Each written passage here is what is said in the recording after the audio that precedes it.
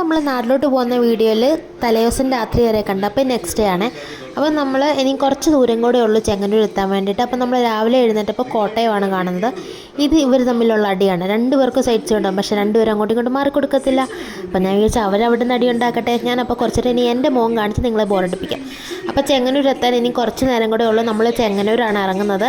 നമുക്ക് ഈ ഒരു പാലം കഴിഞ്ഞ് ഇനി ഒരു പാലം കൂടെ കഴിയുമ്പോൾ നമ്മുടെ ചെങ്ങന്നൂർ എത്തിയെന്നാണ്. നമ്മൾ ചെങ്ങന്നൂർ എത്തി. നമ്മൾ ആ ബസ്സിന് പോകാനാണ് വിചാരിച്ചത്, പക്ഷേ നമ്മൾ ഡയറക്റ്റ് വീട്ടിലോട്ട് ഓട്ടോ എടുത്തു.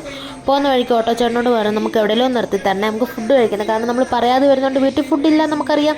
അങ്ങനെ നമ്മൾ ഫുഡൊക്കെ കഴിച്ചിട്ട് നമ്മൾ അവിടെ നിന്ന് ഇറങ്ങി.